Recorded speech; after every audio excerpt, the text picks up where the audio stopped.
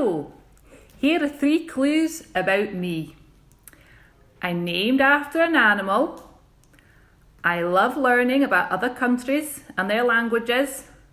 And I get to teach every child in this school. Okay, let's read. The 3 Little Javelinas.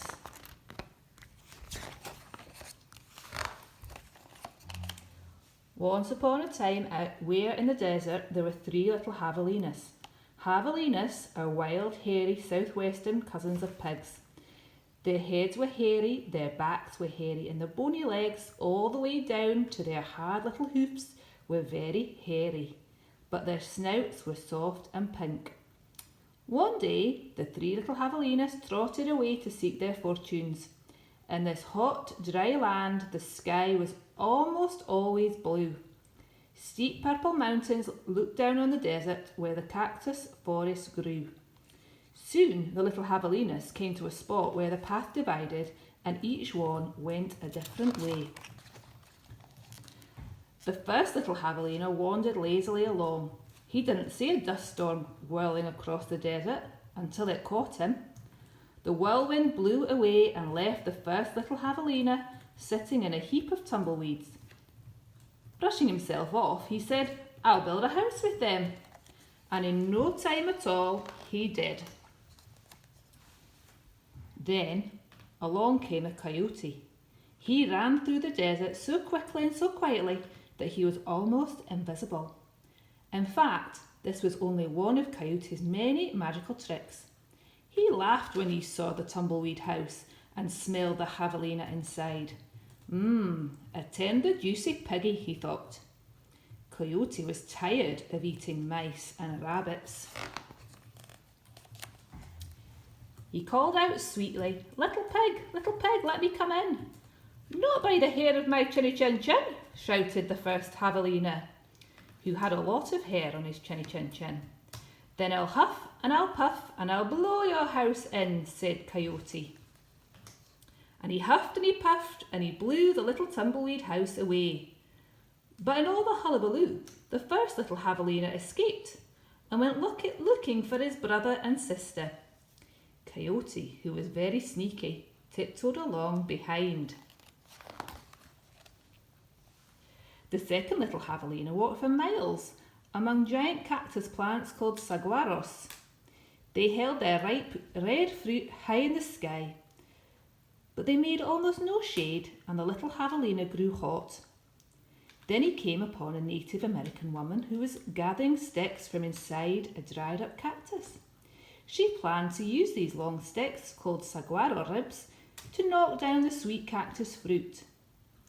The second little javelina said, "Please, may I have some sticks to build a house?" "How," she said, which means yes in the language of the desert people.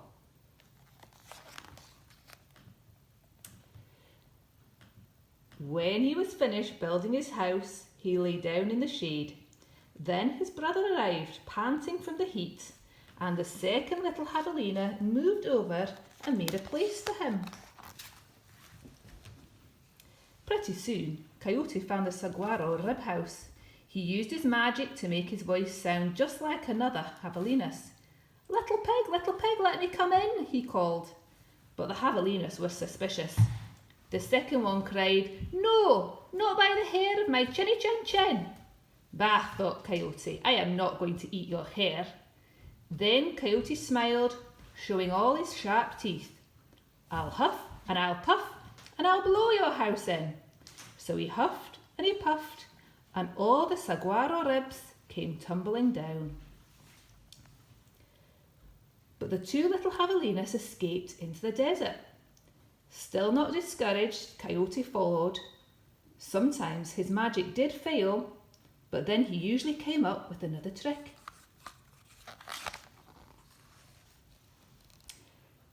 The third little javelina trotted through beautiful Palo Verde trees with green trunks and yellow flowers.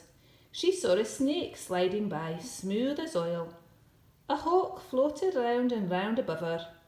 Then she came to a place where a man was making adobe bricks from mud and straw.